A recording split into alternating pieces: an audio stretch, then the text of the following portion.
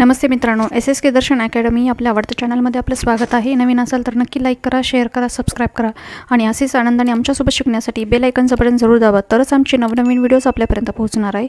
चला तर मित्रांनो, आज काहीतरी नवीन शिकूयात. नमस्ते मित्रांनो, स्वागत आहे SSK दर्शन अकॅडमी आपल्या आवडत्या चॅनलमध्ये. मित्रांनो, आज आपण बघत आहोत 9th स्टँडर्डचा कार्बन चॅप्टर जो आहे, carbon is an important element. हा जो चॅप्टर आहे 13 नंबरचा, त्याचा पार्ट 2 आपण बघत आहोत. तर पार्ट 2मध्ये आपलं स्वागत आहे. तत्पूर्वी आपल्याला एक विनंती आहे, जर आपण पार्ट 1 जर बघितलं नसेल तर कृपया पार्ट 1 बघून घ्या, तरच आपल्याला पार्ट 2 समजणार आहे मित्रांनो. आणि आपल्याला एक विनंती आहे की या चॅप्टरशी रिलेटेड जी काही व्होकॅबलरी आहे, जे काही वर्ड्स आहेत, यांचे meaning me SSK science word meaning in Marathi हा चॅनल आपलाच आहे, या चॅनलवर दिलेला आहे. कृपया त्या चॅनलला व्हिजिट करा आणि तिथे जाऊन हे सगळे वर्ड्स तुम्ही नोट करून घ्या, समजावून घ्या, तुम्हाला ते व्यवस्थित समजणार आहेत. चला तर आपण सुरू करत आहोत. बघा मित्रांनो, आज आपण बघत आहोत नॉन क्रिस्टलाइन फॉर्म.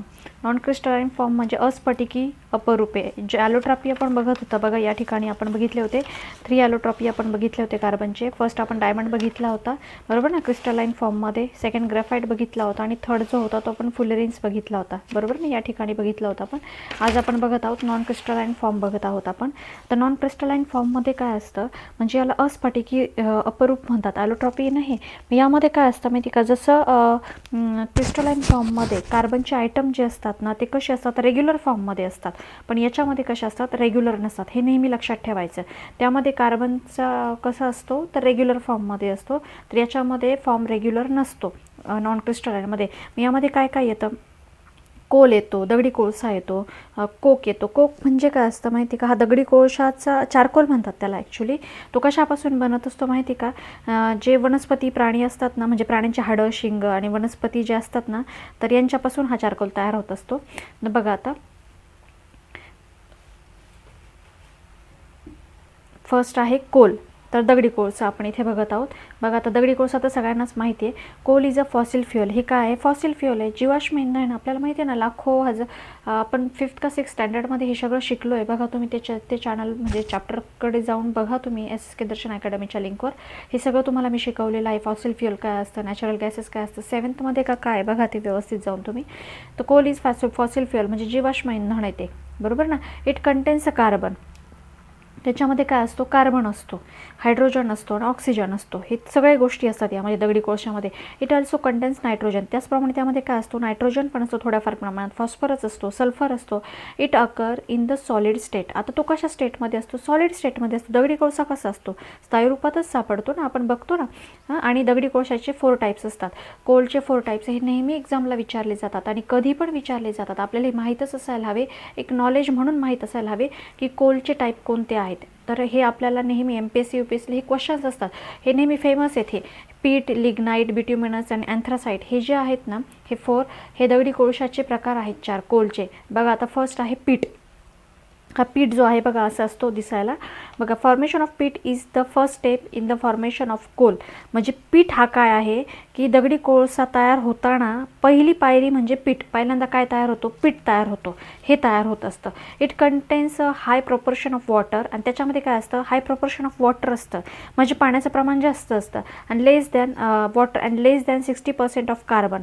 आणि कार्बनचं प्रमाण कसं असतं, 60%पेक्षा पण कमी असतं. त्याच्यामुळून काय होणार, आता ऑब्वियस आहे, याच्यामध्ये कार्बनचं प्रमाण कमी आहे, त्यामुळे याच्यामध्ये पाण्याचं प्रमाण जास्त आहे. त्यामुळे याच्यापासून मिळणारी हीट कशी असणार आहे, कमीच असणार आहे ना. कारण हीट कशापासून मिळते, आपल्याला कोलपासून मिळते. तर त्याच्यामुळे काय होणार, याच्यामध्ये there for not much heat can be obtain from peat. त्याच्यामुळे पीठपासून आपल्याला हीट जास्त प्रमाणात मिळू शकत नाही. समजलं, फर्स्ट झालं इथे. आता सेकंड बघा, कोळशाचा प्रकार, कोलचा प्रकार कोणता आहे, लिग्नाईट.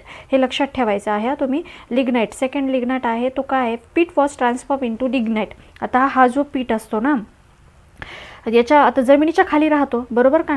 मग जमिनीच्या खाली काय पडतं, नेहमी प्रेशर पडत असतं, टेम्परेचर वाढत असतं. मग कालांतराने काय होतं, पहिली फॉर्म पीठ तयार होतो. मग असं टेम्परेचर वाढून किंवा प्रेशर पडून पडून पडून काय होतं, या पीठचं रूपांतर कशात होतं, लिग्नाईटमध्ये होऊन जातं. मग lignite due to increase pressure and temperature inside the earth. Lignite त्याच्यामुळे तयार होतो की प्रेशर आणि टेम्परेचर वाढतं पृथ्वीच्या पोटामध्ये. इट कंटेन्स, आणि याच्यामध्ये काय असतं, 60 to 70% ऑफ कार्बन. आणि याच्यामध्ये मग पाण्याचं प्रमाण कमी होतं आणि 60 to 70% काय होऊन जातं, जातो, कार्बन होऊन जातो. Lignite is a second step of formation of coal. म्हणजे आता कोल तयार होण्याची दुसरी जी पायरी असते ती म्हणजे लिग्नाइट असते. समजलं या ठिकाणी. चला पुढे. 3 बिट्युमिनस कोल असतो. 3 जो असतो तो बिट्युमिनस कोल असतो. हे नेहमी लक्षात ठेवायचं. हा तिसरी पायरी असते. कोळसा तयार होतानाची ही तिसरी पायरी म्हणजे बिट्युमिनस कोल असतो. It was formed as a third step of formation of coal. It contains 70 to 90% of carbon. आणि याच्यामध्ये किती कार्बन असतो? 70 to 90% ऑफ कार्बन असतो. लक्षात आलं. मग याच्यापासून बऱ्यापैकी चांगली उष्णता मिळते, हीट मिळते, बरोबर ना. हा बिट्युमिनस कोल बघा असा असतो. 4th टाईप जो आहे तो अँथ्रासाइट आहे. अँथ्रासाइट, आता अँथ्रासाइट जो असतो ना हा खूप फेमस आहे. कारण का? याच्यामध्ये 100 किंवा 95-100% याच्यामध्ये काय असतो? कोल असतो. त्याच्यामुळे हा खूप फेमस आहे आणि हा वापरला जातो. कारण औष्णिक विद्युत केंद्रात वगैरे तोच वापरला जातो. कारण उष्णता तयार करण्यासाठी काय वापरणार? Anthracite is known was a pure form of coal. हा काय असतो? कोलचा प्युअर फॉर्म असतो. शुद्ध स्वरूपातला कोल किंवा शुद्ध स्वरूपातला दगडी कोळसा म्हणून त्याचा उपयोग केला जातो. This coal is hard and contains about 95% of carbon. हा बघा इथे अँथ्रासाइट असा असतो आणि हा कसा असतो? हार्ड असतो, असा कठीण असतो. आणि यापासून काय केलं जातं माहिती का? कार्बनचं प्रमाण जास्त असल्यामुळे हा जास्तीत जास्त काय उपयोगात आणला जातो. आता सेकंड टाईप जो आहे, एक आहे कोल आणि दुसरा जो आहे कोक. बघा त्याला चारकोल असं म्हटलं जातं. हे नॉन क्रिस्टलाइन फॉर्म आहे. पहिला दगडी कोळसा झाला, आता दुसरा आहे चारकोल. चारकोल म्हणजे काय असतं माहिती का? The charcoal that is made from animal is made from their bones, horns. म्हणजे जे चारकोल कसं तयार होतं? हे प्राणी पशु म्हणजे प्राणी जे असतात ना त्यांची जी हाडं असतात ना, बोन्स असतात, शिंग असतात, बरोबर ना, तर त्यांच्यापासून हा तयार होत असतो charcoal. On the other hand the charcoal made from plants is form by combust of wood in an insufficient supply of air. म्हणजे त्याचप्रमाणे हा चारकोल कुठून तयार होतो? प्लांट्सपासून पण तयार होत असतो. म्हणजे जसं की लाकूड जे असतं ना बघा, लाकूड जर असं इनसफिशियंट सप्लाय ऑफ एअर, हवा कमी असेल जिथं, म्हणजे अपुऱ्या हवेच्या याच्यामध्ये लाकूड जळालं तर त्याच्या ज्वलनापासून कोण तयार होतो? हा चारकोल तयार होत असतो. लक्षात आलं. म्हणजे बघा जंगलांना आग वगैरे लागते, कधी हवेची कमतरता असेल तर त्याच्यापासून काय तयार होतो? चारकोल तयार होतो. आता बघा युजेस ऑफ कोल. आता कोलचे युजेस आपल्याला बघायचे आहे. दगडी कोळशाचे उपयोग आपल्याला तर माहितीच आहे. काय असतात सांगा बरं? उष्णता तयार करण्यासाठी, उष्णता मिळवण्यासाठी त्याच्यापासून, बरोबर ना. Coal is used as a fuel म्हणून पण उपयोग होतो फॅक्टरीजमध्ये, होम्समध्ये, बरोबर. Second, coal is used obtain coke. त्याच्यापासून काय मिळवला जातो? कोक मिळवला जातो. टार मिळवलं जातं. आपण म्हणतो ना असं कोल टार म्हणजे असं डांबरा टाईप असतं ते. Coal is used in thermal power. Thermal power म्हणजे औष्णिक विद्युत केंद्रामध्ये कोळसा वापरला जातो इलेक्ट्रिसिटी तयार करण्यासाठी, for generation of electricity. Number 4, charcoal is used in purification of water and organic material. आता चारकोल जे असतं ना बघा, तुम्ही सायन्समध्ये मला माहीत नाही तुम्हाला आठवतं आहे की नाही, 5th 6th आपण एक्सपेरिमेंट केलं होते बघा. चारकोल टाकलं होतं आणि पाण्याचं शुद्धीकरण केलं होतं, फिल्ट्रेशन ऑफ वॉटर नॅचरल पद्धतीने. आठवतं का? चारकोल वगैरे टाकलं होता, माती, वाळूचे कण टाकले होते, बारीक वाळू टाकली होती. त्यानंतर हे जे आहे ना प्युरिफिकेशन, वॉटरचं प्युरिफिकेशन या पद्धतीने केलं होतं आपण. तर चारकोलचा उपयोग प्युरिफिकेशन ऑफ वॉटर करण्यासाठी आहे आणि ऑर्गॅनिक मटेरियलमध्ये पण वापरलं जातं, सेंद्रिय पदार्थांच्या शुद्धीकरणासाठी.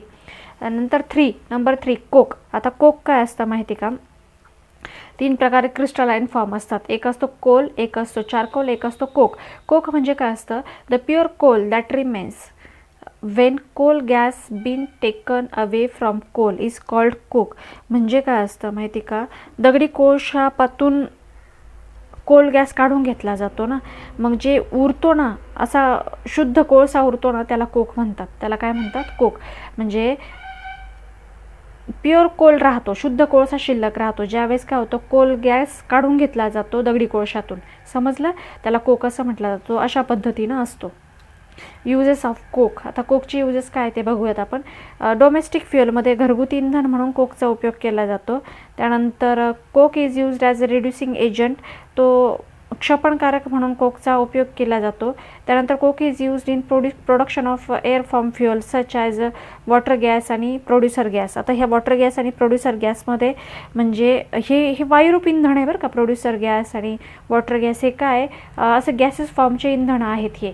तर ह्यांच्यामध्ये काय केला जातो? त्याचा उपयोग केला जातो. तर हे लक्षात ठेवायचं नेहमी तुम्ही. वॉटर गॅसचं जे फॉर्म्युला आहे CO+H2 आहे आणि प्रोड्युसर गॅस आहे CO+H2+CO2+ नायट्रोजन. लक्षात आलं? हे लक्षात ठेवायचं. मित्रांनो या ठिकाणी बघा हायड्रोकार्बन्स बेसिक ऑर्गॅनिक कंपाऊंड्स म्हणजे काय असतं. हायड्रोकार्बन्स हे काय मूलभूत सेंद्रिय संयुगे असं त्यांचं म्हणणं आहे. तर हे समजून घेण्यासाठी मित्रांनो तुम्हाला मी थोडंसं बेसिक घेत आहे, जे ऑलरेडी तुमचं 6-7मध्ये झालेलं आहे. मला आत्ता घेण्याची तशी आवश्यकता नाही, तुम्हाला ते आठवत असेल, पण तरी एक रिमेंबर म्हणून मी घेत आहे. तर इकडे थोडंसं कॉन्सन्ट्रेशन करा, तरच तुम्हाला हे खूप सहज समजणार आहे. अवघड असं काहीच नाही यामध्ये. बघा आता मी तुम्हाला एक समजावून सांगते की तुम्हाला हे तर माहीत आहे ना की आयटम नंबर कसा काढतात. आता मला सांगा बरं. या ठिकाणी बघा आता हा सिम्बॉल आहे, हा कशाचा, आता कार्बनचं बघतोय ना आपण, हायड्रोकार्बनचं. बघा या ठिकाणी आता काय आहे सिम्बॉल, कार्बनचा C आहे, बरोबर ना. ऑटोमिक नंबर काय आहे त्याचा 6 आहे. म्हणजे आता हा ऑटोमिक नंबर कसा निघत असतो मला सांगा बरं. हा ॲटमचा नंबर कसा निघत असतो बघा बरं. ऑटोमिक नंबर कसा निघत असतो. आता कार्बनचा ऑटोमिक नंबर किती दिलेला आहे 6. मग आता सांगा बरं कोणत्या पण आयटममध्ये काय असतो, न्यूक्लियस असतो, बरोबर ना. त्या न्यूक्लियसच्या आतमध्ये जितके काही प्रोटॉन्स असतात त्या प्रोटॉनची संख्या म्हणजे काय असतो त्याचा आयटम नंबर बनतो. लक्षात आलं का. ऑटोमिक नंबर कसा असतो म्हणजे आता कार्बनमध्ये किती असणार आहे प्रोटॉन्स, तर 6 असणार आहे, म्हणून त्याचा ऑटोमिक नंबर काय बनला 6 इतका बनला. आता ऑटोमिक नंबर बनला. आता ऑटोमिक मास कसं निघत असतं. आता हे झालेलं आहे ऑलरेडी. आता मी तुम्हाला खूप फास्टमध्ये घेत आहे.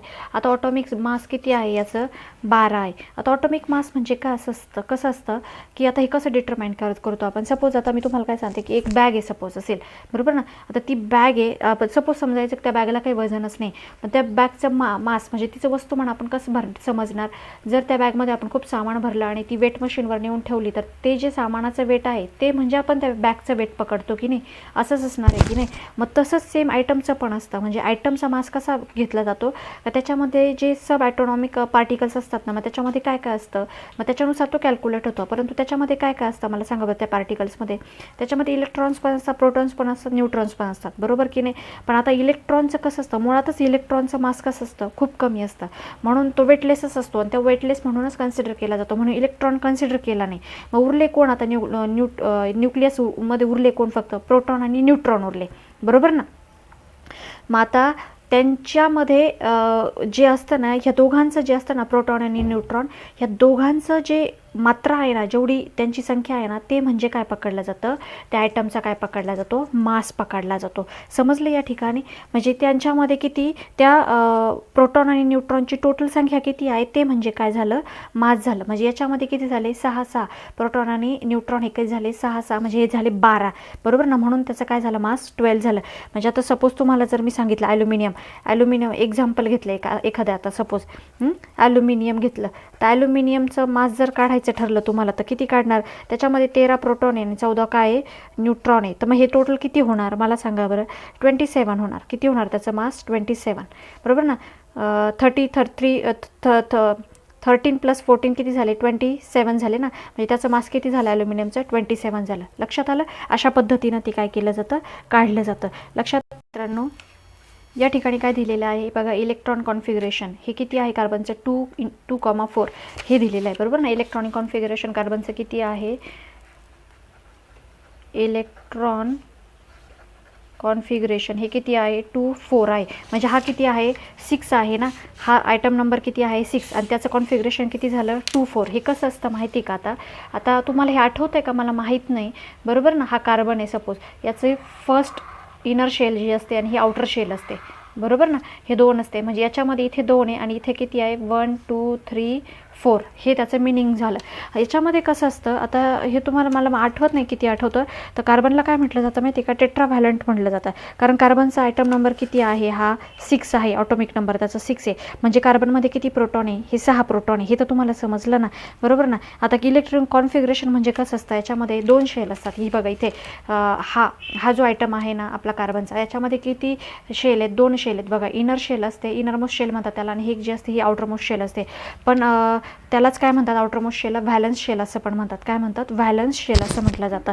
पण याच्यामध्ये रूल ठरलेले आहेत. काय रूल ठरलेले आहे की याला म्हणतो आपण बघा KLM असं म्हणत जातो. आठवतं तुम्हाला हे 8th स्टँडर्डमध्ये का 7th स्टँडर्डमध्ये होतं तुम्हाला हे, बरोबर ना. या शेलला नावं दिलेली आपण.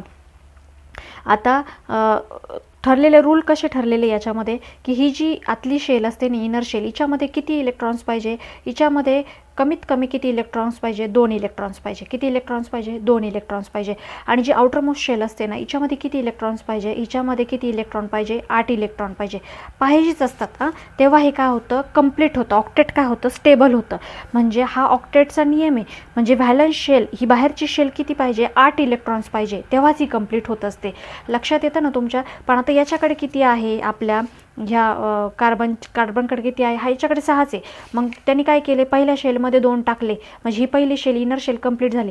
परंतु आउटर शेलमध्ये किती आले त्याचे, फक्त 1 2 3 4च आले. त्याचे 6 तर इथं संपून गेले. बरोबर ना. मग आता किती कमी पडले, इथं तर किती पाहिजे असतात. ऑक्टेट रूल काय सांगतो, ऑक्टेट रूल काय सांगत असतो की स्टेबल करायचं असेल तुम्हाला, व्हॅलन्स शेल जर स्टेबल करायची असेल, ही बाहेरची शेल जर स्टेबल करायची असेल, म्हणजे कार्बन स्टेबल करायचं असेल, तर ऑक्टेट रूल काय सांगतो, इथे किती इलेक्ट्रॉन्स पाहिजे तुमचे, तर इथे 8 इलेक्ट्रॉन पाहिजे. बरोबर ना. पण आपल्याकडे किती आहे, फक्त आपल्याकडे आहे 4च इलेक्ट्रॉन आहे. बरोबर ना.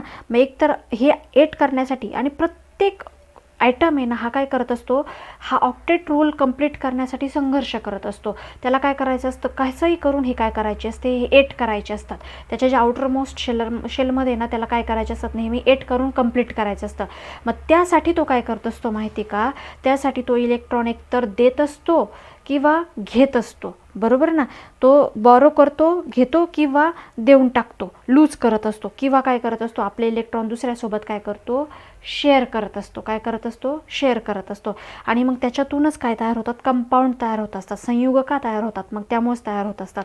लक्षात आलं का. ते इलेक्ट्रॉन काय करतात, शेअर करत असतात. मग आता सांगा, हा जो कार्बन आहे, हा कार्बन काय करत असतो माहिती का, कार्बनला टेट्राव्हॅलंट का म्हटलं जातं, कारण कार्बन हा काय करतो, हा इलेक्ट्रॉन देतही नाही. बरोबर ना. लूजही करत नाही आणि घेतही नाही. पण तो इलेक्ट्रॉन काय करत असतो, शेअर करत असतो. कळलं का. तो इलेक्ट्रॉन काय करतो, शेअर. मग आता त्याला किती इलेक्ट्रॉन शेअर करायचे, 1 2 3 4 तर आहे त्याचे. आता किती, ऑक्टेट कंप्लीट होण्यासाठी त्याला किती पाहिजे, 4 पाहिजे असतात ना. मग तो 4 इलेक्ट्रॉन काय करतो, आपलेच इलेक्ट्रॉन 4 इलेक्ट्रॉन काय करतो, शेअर करतो दुसऱ्यांसोबत, आणि स्वतः 8 बनवून घेतो. लक्षात आलं आहे का. म्हणजे त्याचा हा ऑक्टेट तो काय करतो, कंप्लीट करत असतो. म्हणून कार्बनला काय म्हटलं जातं, टेट्राव्हॅलंट असं म्हटलं जातं. समजलं मित्रांनो. या ठिकाणी तुम्हाला कसं असतं. मग आता व्हॅलन्सी काय असते तुम्हाला माहिती का, आता इथपर्यंत तर समजलंच असेल ना. आता व्हॅलन्सी काय असते मला सांगा बरं. आता बघा, व्हॅलन्सी काय असते माहिती का, सहसंयुज बंध म्हणतात त्याला व्हॅलन्सीला. तर याच्यामध्ये कसं असतं, आता मी तुम्हाला सांगितलं ना की यांच्यामध्ये काय असते, कॉम्पिटिशन चाललेली असते आयटममध्ये. म्हणजे कसं असतं का, फर्स्ट शेलमध्ये किती असतात, जास्तीत जास्त 2 असतात इलेक्ट्रॉन्स, आणि बाहेरच्या आउटरमोस्ट शेलमध्ये किती असतात, 8 इलेक्ट्रॉन्स असतात. यालाच काय म्हणतात, ऑक्टेट स्टेट म्हणतात. आणि ऑक्टेट स्टेट कधी स्टेबल होत असते, ज्यावेळेस हे बाहेरच्या स्टेटमध्ये 8 कंपल्सरी असतील त्यावेळेस. बरोबर ना. म्हणजे सपोज आता तुम्हाला जर सांगितलं, आता ह्युमन नेचर कसं असतं बघा, सपोज एखादी बॅग ठेवली, त्याच्यामध्ये खूप सारे चॉकलेट ठेवले, आणि तुम्हाला सांगितलं घ्यायला, तर तुम्ही किती घेणार मला सांगा बरं. जेवढे आपल्या हातात बसणार तेवढे आपण काय घेणार, त्यातून चॉकलेट्स घेऊन टाकणार. बरोबर की नाही. तसंच मग हे आयटमचं पण असतं. मग आयटम पण काय करतो माहिती का, यांच्यामध्ये पण असा संघर्ष चालतो की आपण काय करायचं, आपल्या शेलमध्ये जास्तीत जास्त इलेक्ट्रॉन काय करायचे, अकोमोडेट करायचे, जास्तीत जास्त इलेक्ट्रॉन घ्यायचे. याच्यासाठी त्यांचा काय चालतो, संघर्ष चालत असतो. आणि आता मग त्यासाठी ते काय करत असतात की त्यांच्या ह्या आउटरमोस्ट शेलमधले ऑक्टेट कंप्लीट करायचं असतो ना त्यांना.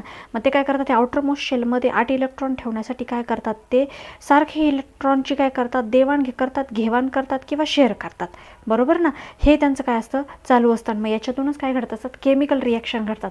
ह्याच्या एवढ्या वेगवेगळ्या केमिकल रिॲक्शन कशा घडतात, हे याच्यामुळे घडत असतात की ह्या आयटममध्ये जो संघर्ष चालतो ना, की ऑक्टेट कंप्लीट करण्यासाठी, स्टेबल करण्यासाठी हे जे देवाणघेवाण करत असतात ना इलेक्ट्रॉन्सची, तर याच्यामधून काय होतं, मग कंपाऊंड्स तयार होत असतात तर वेगवेगळे. आणि हे जे सगळं होत असतं ना, मग आयटमला हे कोण सांगतं असं की, आता हे खूप इम्पॉर्टंट आहे. मग आयटमला हे कोण सांगतं की तू किती इलेक्ट्रॉन द्यायचे, किती इलेक्ट्रॉन घ्यायचे, हे कोण सांगत असतं, तर हे कोण करत असतं, हे व्हॅलन्सी करत असतं.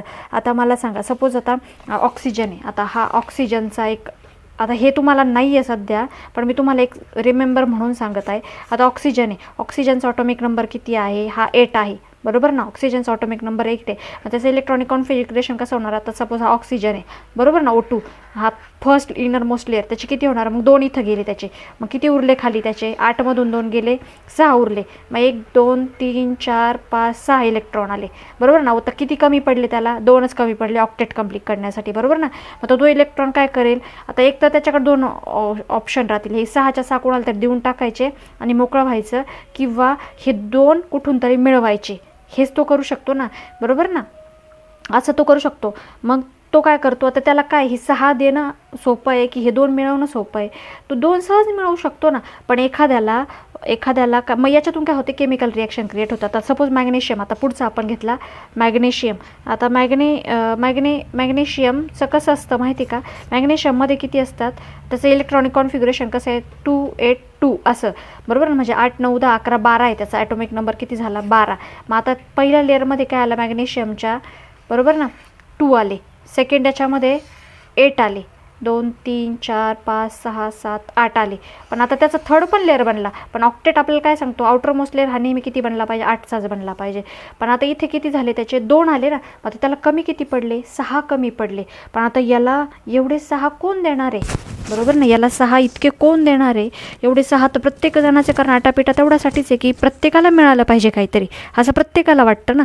मग एवढे 6 याला कोण देणार आहे, मग हा काय करतो, हे 6 मिळवण्यापेक्षा हे 2च काय करून टाकतो, कोणाला तरी काय करून टाकतो, डोनेट करून टाकतो. हे 2 इलेक्ट्रॉन माझे घेऊन टाका बाबा, बरोबर ना. मग याची व्हॅलन्सी किती झाली, मग हे 2 यांनी काय केले, डोनेट करून हा काय झाला, याचा ऑक्टेट कंप्लीट झाला. म्हणजे याचं ऑक्टेट किती देऊन किंवा किती घेऊन कंप्लीट होतो ना, त्याला म्हणतात व्हॅलन्सी. मग याचा काय होतं, ऑक्टेट कंप्लीट कशाने होतो, हे 2 दिल्यानंतर हा मोकळा होतो, याचा कंप्लीट होतो ऑक्टेट ना. मग याची व्हॅलन्सी किती आहे, 2 व्हॅलन्सी आहे. लक्षात आलं का, याची व्हॅलन्सी 2 आहे. तसं कार्बनची किती आहे, मग कार्बनची काय होते 1 2 3 4 आहे याच्याकडे. मग कार्बन काय करतो, हे 4 इलेक्ट्रॉन शेअर करतो दुसऱ्यांसोबत आणि 8 कंप्लीट करून घेतो, आणि मग त्याचे काय होतात, मग याची व्हॅलन्सी अशी कार्बनची किती बनते 4 बनते. किती बनते 4 बनते.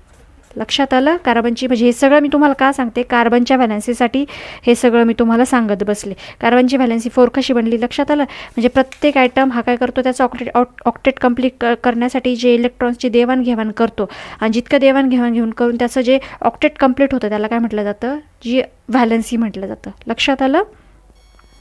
आता बघा मित्रांनो, तुम्हाला हे समजलं असेल तर हे खूप सोपं जाणार आहे. बघा आता हायड्रोकार्बन्स बेसिक ऑर्गॅनिक कंपाऊंड्स, आता याच्यामध्ये कसं आहे मूलभूत सेंद्रिय संयुगे. आता हे तर तुम्हाला माहिती आहे की कार्बन हा कुठे सापडतो, तर निसर्गामध्ये बहुतेक वस्तूंमध्ये सेंद्रिय पदार्थांमध्ये संयुगात तो सापडतोच. आपल्याला हे माहितीच आहे ना, आपण हे मागेच बघितलं, फर्स्ट पार्टमध्ये बघितलं, बरोबर ना. Along with the carbon the element hydrogen is also included in the most organic compound. ते काय म्हणतात की खूप साऱ्या ऑर्गॅनिक कंपाऊंडमध्ये, म्हणजे खूप साऱ्या सेंद्रिय संयुगामध्ये कार्बन सोबत कोणता एलिमेंट असतो माहिती का, हायड्रोजन असतो. काय असतो, हायड्रोजन असतो. The compound form from only carbon and hydrogen, आणि जे कंपाऊंड फक्त हायड्रोजन आणि कार्बन यांच्यापासूनच बनलेले असतात तर त्यांना काय म्हटलं जातं, बेसिक ऑर्गॅनिक कंपाऊंड असं म्हटलं जातं. हा प्रश्न पेपरला विचारला जाऊ शकतो एक्झाममध्ये, का बेसिक ऑर्गॅनिक कंपाऊंड म्हणजे काय, का जे कंपाऊंड म्हणजे जे संयुग कसे असतात फक्त ज्यांच्यामध्ये कार्बन आणि हायड्रोजनचंच मिक्सिंग असतं, तर यांना काय म्हटलं जातं, बेसिक ऑर्गॅनिक कंपाऊंड असं म्हटलं जातं. ते त्याच्यापासूनच तयार होतात. These are called the hydrocarbons, आणि त्यांनाच काय म्हटलं जातं, हायड्रोकार्बन्स असं म्हटलं जातं. लक्षात आलं ना. कारण कार्बन हा कुठे सापडतो, सगळीकडेच सापडतो, आपल्याला माहिती आहे ना, आपण फर्स्ट पार्टमध्येच बघितला. बघा आता इलेक्ट्रॉनिक कॉन्फिगरेशन, आता कार्बनचं इलेक्ट्रॉनिक कॉन्फिगरेशन तर आपण बघितलंच, बरोबर की नाही. 2 4च असतं ना. कार्बनचं किती असतं, ऑटोमिक नंबर जर त्याचा 6 आहे तर त्याचं इलेक्ट्रॉनिक कॉन्फिगरेशन काय बनणार होतं, त्याचं इलेक्ट्रॉनिक कॉन्फिगरेशन काय आहे, 2 4च आहे ना. 2 आणि 4, पहिल्याच्यात 2 बनतो आणि दुसऱ्याच्यात 4 बनतो, असंच बनतोत ना, बरोबर ना. हे झालं त्याचं इलेक्ट्रॉनिक कॉन्फिगरेशन. मग आता if 4 electrons are added to the second orbit of carbon, जर त्याच्या याच्यामध्ये दुसऱ्या कक्षेमध्ये इथे जर ह्या ऑर्बिटमध्ये परत 4 इलेक्ट्रॉन जर मिळवले तर काय होतं, इट्स ऑक्टेट बिकम कम्प्लीट. त्याचा ऑक्टेट कसा होतो, कंप्लीट होतो म्हणजे काय होतं, स्टेबल होतो. तर ऑक्टेट म्हणजे काय, ऑक्टेट हा ग्रीक शब्द आहे, ऑक्टा, बरोबर ना. म्हणजे काय, ऑक्टा म्हणजे 8 हा ग्रीक शब्द आहे. मग त्याचं ऑक्टेट कंप्लीट होतं म्हणजे त्याचे 8 इलेक्ट्रॉन कंप्लीट होतात, स्टेबल होतात, आणि it's electronic configuration become stable. आणि त्याचं काय होतं की इलेक्ट्रॉनिक कॉन्फिगरेशन काय होणार आहे, मग स्टेबल होणार आहे. हे तर तुम्हाला समजलं ना. Like that of the nearest inner gas neon, म्हणजे जसं की निऑनचं असतं बघा, निऑनचा 2 आणि 8 कॉन्फिगरेशन असतं, त्याच्यामुळे तो स्टेबल बनतो, कारण त्याच्या निऑनच्या ह्याच्यात काय बनतो, निऑन आहे हा तर त्याचा काय बनतो 2 8 आहे ना त्याचं कॉन्फिगरेशन. मग पहिल्याच्या 2 आहे आणि दुसऱ्याच्या त्याच्या किती बनतात 8 बनतात. 1 2 3 4 5 6 7 8. त्याच्यामुळे निऑन कसा झाला स्टेबल झाला, कारण त्याचा कसा आहे बरोबर ना निऑन हा काय आहे स्टेबल झाला तो. Therefore the valency of carbon is 4. मग आता कार्बनची व्हॅलन्सी किती आहे 4 आहे बरोबर ना. कार्बनची व्हॅलन्सी काय आहे 4, कारण का त्याला स्टेबल होण्यासाठी तो काय करतो 4 इलेक्ट्रॉन काय करतो शेअर करत असतो. लक्षात आलं ना तुम्हाला. However this occur by sharing of electron rather than give and take of electrons. म्हणजे तो काय करत असतो मग कार्बन इलेक्ट्रॉनची देवघेव नाही करत, तो काय करतो भागीदारी करतो, तो देवघेव नाही करत. म्हणून त्याला काय म्हटलं जातं ट्रॅव्हलंट म्हटलं जातं. तो देतही नाही घेतही नाही, तो शेअरिंग करतो. आपल्या ह्या 4ची काय करतो दुसऱ्यांसोबत शेअरिंग करून घेतो. लक्षात आलं ना. In other words a carbon item can form 4 covalent bond. मग तो काय करतो दुसऱ्या शब्दात जर बोलायचं ठरलं ना तर कार्बन काय करत असतो एक कोव्हॅलंट बॉन्ड तयार करत असतो, फॉर्म करत असतो विथ अदर कार्बन आयटम. आता मला सांगा एक कार्बनसोबत किती आहे 4 आहे, मग दुसरा एक कार्बनचा घेतला आयटम तर त्याच्यासोबत पण किती असणार आहे, हीच गंमत असणार आहे ना. इथं 2 असणार आहे, इथं काय असणार आहे 4 असणार आहे. मग याच्यासोबत याचं शेअरिंग झालं तर 8 तयार होतील का बरोबर ना. हा जर एकत्र आला आणि शेअरिंग केलं तर 8 तयार होतील ना. याला पण 8 मिळतील याचे 4 आणि याला पण 8 मिळतील याचे 4 मिळून झालं की नाही. मग अशा पद्धतीनं तो काय करत असतो कोव्हॅलंट बॉन्ड तयार करत असतो, एक बंध तयार करत असतो अदर कार्बन आयटमसोबत or atom of different element किंवा डिफरंट इलेमेंटच्या आयटमसोबत जिथं 4ची गरज आहे बरोबर ना. याचे 4 त्यांना मिळतील आणि त्यांचे 4 मिळून याला मिळतील, अशा 8 तयार होतील. लक्षात आलं का. असं करून तो काय करत असतो कोव्हॅलंट बॉन्ड तयार करत असतो बाकीच्या एलिमेंटसोबत. When carbon atom share 1 electron each with 4 hydrogen atom. ज्यावेळेस कार्बन काय करत असतो आपला प्रत्येकी एक इलेक्ट्रॉन असं 4 हायड्रोजनच्या अणूसोबत काय करतो भागीदारी करतो. म्हणजे कार्बन काय करत असतो हा कार्बन आहे सपोज बरोबर ना. हा काय करतो याच्याकडे 4 आहे ना, मग हा काय करतो 4 हायड्रोजनला एक एक देऊन टाकतो, त्यांच्यासोबत हे करून घेतो. कळलं का. माझे 4 आहे ना, मग तुम्ही 4 हायड्रोजनसोबत तो काय करतो भागीदारी करतो, पण तो काय करत नाही देतही नाही घेत नाही, तो भागीदारी करतो फक्त बरोबर ना. आयटम्स फॉर्म आणि त्याला 4 C single H bound methane CH4 molecule is found. आणि त्याच्यापासून काय तयार होतं या बॉन्डपासून CH4 मॉलिक्युल फाउंड होतं मिथेनचं. तर हे आपण बघणार आहोत पुढे. मित्रांनो बघा आता आपण या ठिकाणी बघितलेलंच होतं हायड्रोकार्बन्स हे काय असतात. हायड्रोकार्बन्स हे बेसिकली कशापासून तयार होतात जे कंपाऊंड फॉर्म होतात कार्बन आणि हायड्रोजनचे, तर त्याला काय म्हटलं जातं हायड्रोकार्बन्स म्हटलं जातं. हे तर बघितलं ना आपण. आता हे लक्षात ठेवायचं तुम्ही की हायड्रोकार्बन्स हे 3 प्रकारचे असतात. किती प्रकारचे असतात 3 प्रकारचे असतात. एक असतो अल्केन असतो, एक असतो अल्कीन असतो आणि एक असतो अल्काइन असतो. अल्केन हे खूप सोपं आहे हे लक्षात ठेवा फक्त तुम्ही. अल्केनमध्ये काय असतं शेवटी बघा ANE असतो बरोबर ना, मी त्याच्या खाली अंडरलाईन केलेली आहे. अल्किनमध्ये काय असतो शेवटी ENE असतो आणि अल्काईनमध्ये काय असतं शेवटी YNE असतो बरोबर ना. तर हे 3 मेनली याच्यामध्ये काय असतात हायड्रोकार्बन्स असतात. तर आता याच्यामध्ये कसं असतं ह्या हायड्रोकार्बनला कॅल्क्युलेट करण्यासाठी 3 फॉर्म्युले पण असतात बरोबर ना. तर अल्काईन कॅल्क्युलेट करण्यासाठी म्हणजे आता हा बघा अल्काईन कॅल्क्युलेट करण्यासाठी हा फॉर्म्युला आहे CnH2n+2. त्याच्यानंतर अल्किन कॅल्क्युलेट करण्यासाठी काय फॉर्म्युला CnH2n आणि अल्काइन कॅल्क्युलेट करण्यासाठी कोणता फॉर्म्युला आहे CnH2n-2 हा फॉर्म्युला आहे. याच्यामध्ये डिफरन्स कितीचा आला याच्यामध्ये +2, याच्यामध्ये 2च नाही आहे आणि याच्यामध्ये -2 हा आलेला आहे बरोबर ना. म्हणजे आता याच्यामध्ये मला हे सांगायचं आहे की फर्स्ट अल्काइन आहे बरोबर ना, अल्केन आहे सॉरी फर्स्ट काय आहे अल्केन. म्हणजे अल्केनच्या शेवटी काय असतो ANE असतो. म्हणजे याच्यामध्ये जर कार्बनमध्ये आता इथं तर आपण पाहिलं ना कार्बनमध्ये बॉन्ड बनत असतो कोव्हॅलंट बॉन्ड. कार्बन काय करत असतो त्याचे इलेक्ट्रॉन देताही नाही घेताही नाही, गेनही करत नाही लूजही करत. तो काय करतो तो शेअर करत असतो कोणासोबत शेजारच्या कार्बनसोबत करत असतो. एक तर कार्बनसोबत करतो किंवा वेगळ्या एलिमेंटसोबत करतो, पण आता आपण वेगळ्या एलिमेंटचं नाही बघत आहे आपण कार्बनचं बघतोय. मग तो काय करतो त्यांनी काय सांगितलं इथे की याच्यामध्ये कार्बन जो कोव्हॅलंट बॉन्ड बनवतो ना तो जर सिंगल बॉन्ड असेल, तो जर कसा असेल सिंगल बॉन्ड असेल त्या कार्बन कंपाऊंडला, तर त्या कंपाऊंडला काय म्हटलं जातं अल्केन कंपाऊंड म्हटलं जातं. लक्षात आलं का. अल्केन कंपाऊंड ANE लिहितात त्याच्या शेवटी. जर कार्बनमध्ये जो बॉन्ड बनतो कोव्हॅलंट बॉन्ड तो जर डबल बाउंडचा असेल, असा डबल बाउंड असेल बघा इथे 2 रेषा दिल्या, अशा डबल बाउंडचा बनलेला असेल ॲटलिस्ट एक तरी डबल बाउंड असेल त्याच्यामध्ये, तर तो जो कंपाऊंड असतो ना तो अल्किन कंपाऊंड असतो, त्याच्या शेवटी ENE असतो. आणि जर कार्बनमध्ये जर कंपाऊंड बनलेले असतील असेल, तुझं ट्रिपल बाउंड असेल, तो कोव्हॅलंट बॉन्ड जर ट्रिपल असेल, अशा 3 लाईन असतील, ॲटलिस्ट एक जरी असेल तरी पण तो कंपाऊंड कसा असतो, हा अल्काईन असतो. कसा असतो, अल्काईन असतो. यापर्यंत समजलं तुम्हाला. आता इथे काही फॉर्म्युले दिलेले असतात बघा, यांच्या जागेवर आहे ना काही नंबर टाकायचे असतात. म्हणजे आपण हे नंबर लिहून या फॉर्म्युलेमध्ये तयार करू शकतो. तर यांच्या जागी आपण 1 2 3 4 5 असे नंबर टाकू शकतो. आता हे लक्षात ठेवायचं, हे या ठिकाणी कार्बनसाठी अशी एक नंबरिंग चालते, म्हणजे एक ठरलेलं आहे असं, बरोबर का. यांच्या जागी तर 1 टाकला तर काय तयार होतो, मिथ तयार होतो. काय तयार होतो, मिथ. हे असं ठरलेलंच आहे की कार्बनसाठी हे असं फिक्स केलेलं आहे. यांच्या यांच्या जागी 2 टाकला तर इथ तयार होतो. काय तयार होतो, इथ तयार होतो. यांच्या जागी 3 टाकला तर प्रोप तयार होतो. यांच्या जागी 4 टाकला तर तयार होतो. लक्षात आलं का, असं ते ठरलेलं आहे. आता बघा, आता पुढे आता अल्किन घेतला आपण. कोणतं कंपाऊंड घेतला, पहिल्यांदा अल्किन घेतला. आता अल्किनमध्ये आपण नंबर टाकला, इथे n=1 घेतला. त्याचा फॉर्म्युला तर आपल्याला माहिती काय, CnH2n+2. आता बघा CnH2n+2, आता त्याचा फॉर्म्युला Cn. आता n=1 टाकला, तर C nच्या जागी 1 टाकला, H2 × nच्या जागी 1 टाकला +2, म्हणजे हा काय झाला, Cचा Cच राहिला. H2 × 1 2 आणि प्लस हा 2 4, म्हणजे CH4 झाला. मी तुम्हाला काय सांगितलं, nच्या जागी 1 असेल तर हा काय तयार होतो, मिथ तयार होतो. मिथ तयार झाला. आणि पुढे हा कोणता आहे कंपाऊंड, अल्केनचा आहे ना, ANE ना, पुढे काय लिहायचं, ANE, म्हणजे हा काय तयार झाला, मिथेन. काय तयार झाला, मिथेन. लक्षात आलं या ठिकाणी. आता तसंच पुढे आपण घेऊ, n=2 घेऊ. मग हा काय तयार होणार, पेन चेंज करते मी, C2, इथं यांच्या जागी 2, इथं H2 × 2 प्लस हा 2, म्हणजे हा काय तयार होणार, C2 आणि H किती होणार, H2 × 2 4 प्लस 2 6 होणार. 2 हे 6 होणार. आले का, म्हणजे हा काय तयार होणार. आता 2 साठी काय सांगितलेला, इथ सांगितलेला आहे ना, बरोबर ना. हा इथ लिहिला आणि पुढे हा कशाचा आहे, अल्केनचा कंपाऊंड आहे ना, म्हणून ANE, म्हणजे इथेन तयार झाला, हा इथेन. लक्षात आलं. तसंच करायचं आहे, सेम तसंच आहे.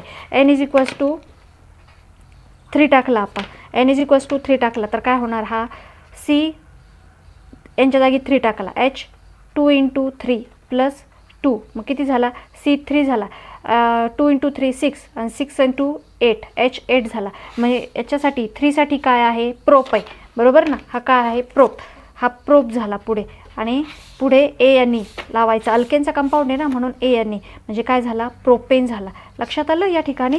मग आता याचा आपल्याला हा जर बघा, तुम्हाला इथं स्ट्रक्चर कसं असणार याचं स्ट्रक्चर. आता हे स्ट्रक्चर बघा, याच्यामध्ये आता हा कार्बन आहे, हा काय घेतला आपण, इथे इथेन घेतला. इथेन किती आहे, C2H6 आहे, C2H6 आहे, म्हणजे कार्बन किती आहे, 2 आहे. यांच्यामध्ये किती, आता हा कोणता आहे, ANE ना शेवटी, म्हणजे हा अल्केन बाउंड आहे. म्हणजे यांच्यामध्ये कसं असणार आहे, कार्बनमध्ये सिंगल बाउंड असणार आहे, बरोबर. हा सिंगल बाउंड आहे कार्बनमध्ये. बघा 2 कार्बन आहे, म्हणजे घेतले 2 कार्बन, त्यांच्यामध्ये सिंगल बाउंड आहे. हायड्रोजन किती आहे, 6 आहे. तो बरोबर ना, कार्बनला त्याचे 4 शेअर करायचे ना, एक त्यांनी ह्या कार्बनसोबत शेअर केला सिंगल बाउंडने, आणि उरले किती त्याचे 3. मग एक हायड्रोजनला 3 दिले, बरोबर ना. हे 3 हायड्रोजन ह्या कार्बनसोबत गेले, हे 3 हायड्रोजन ह्या कार्बनसोबत झाले.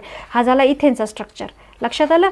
आता हे बघा, प्रोपेनचं स्ट्रक्चर कसं होणार, C3H8. हे कसं झाला प्रोपेनचं स्ट्रक्चर, हे सिंगल बाउंडमध्ये झाला, C3H8. मग आता C3 म्हणजे कार्बनचं C3, 3 कार्बनसोबत त्याचा सिंगल बाउंड आहे, कारण तो अल्केन कंपाऊंडचा आहे. समजायला पाहिजे आपल्याला लगेच, इथं अल्केन येतो, अल्केन कंपाऊंडचा आहे, सिंगल बाउंड आहे म्हणे अल्केन कंपाऊंड. आणि आता H किती आहे, 8 आहे. H8 आहे, म्हणजे तो काय करणार, कार्बन, प्रत्येक कार्बन हा 4 शेअर करणार आहे. हे तर लक्षात येतं ना. मग आता ह्या कार्बनचे 4 कसे शेअर होणार, एक तर ह्या कार्बनला गेला, मग 3 उरले, 1 हायड्रोजनला दिला, दुसऱ्या हायड्रोजनला, तिसऱ्या, याचे 4 कंप्लीट झाले कंप्लीट.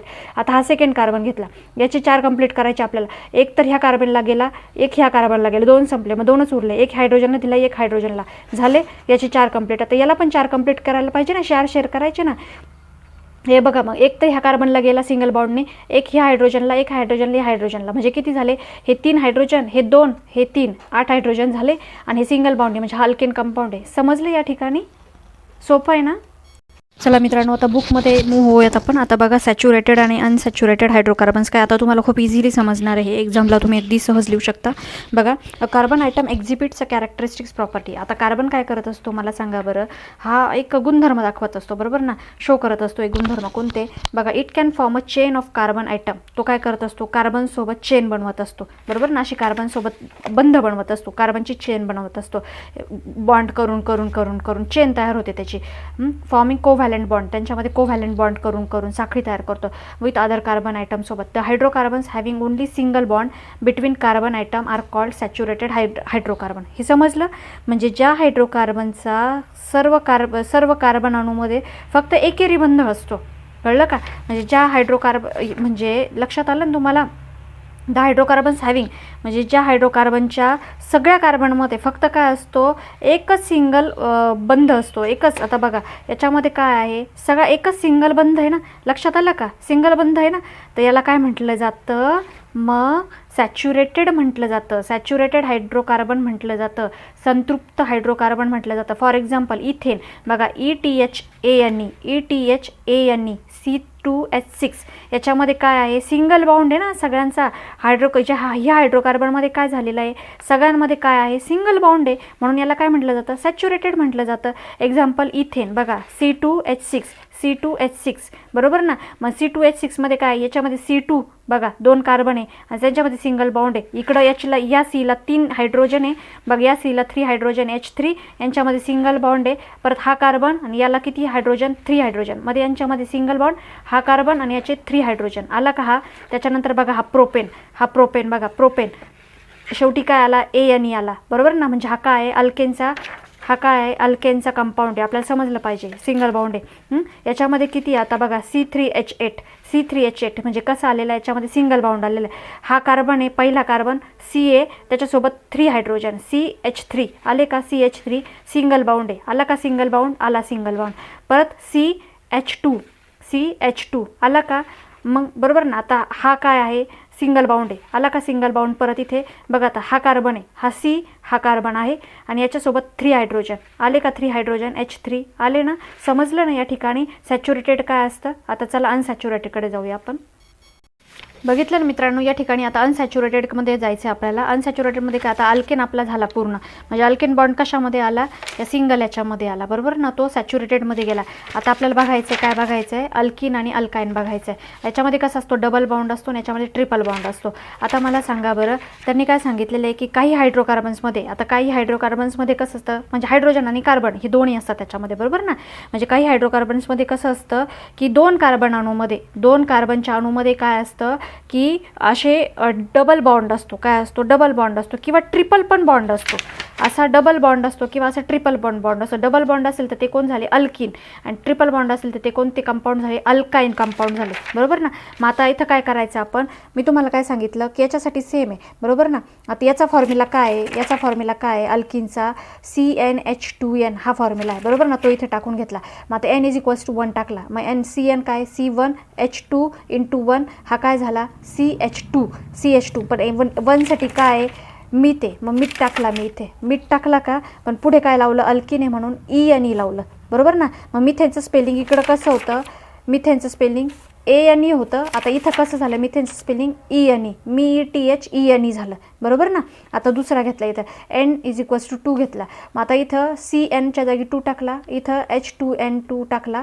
बघा इथे झाला C2 आणि हा C2H4. पण 2 साठी काय आपला इथे इथे बरोबर ना, टाकला इथे आणि पुढं ENE टाकला, म्हणजे हा ENE म्हणजे अल्किन कंपाऊंड आहे बरोबर ना.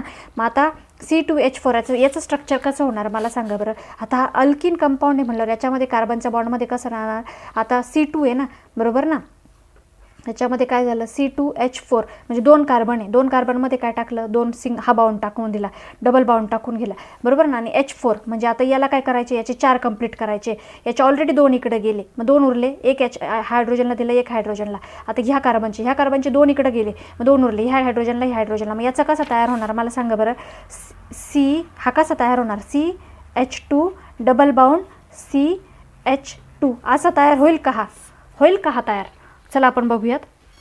या ठिकाणी बुकमध्ये some hydrocarbons have a multiple bond between 2 carbon atom. काही हायड्रोकार्बन्समध्ये काय असतं, मल्टिपल बॉन्ड्स असतात, 2 बॉन्ड असतो किंवा 3 बॉन्ड असतो.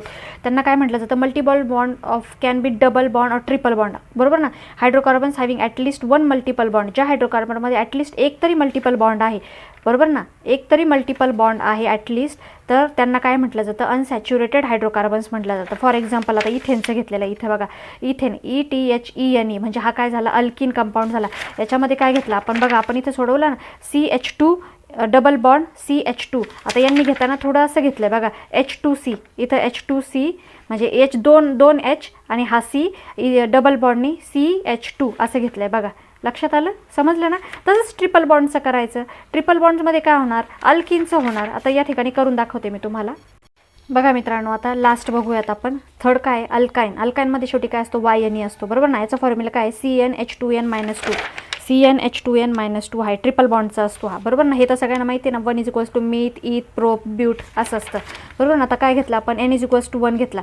मग आता इथं टाकला CN1H2n-2. आता हा Cच राहिला, हा H2 2 × 2 - 2 हा काय झाला, 0 झाला. मग CH झाला हा, बरोबर ना.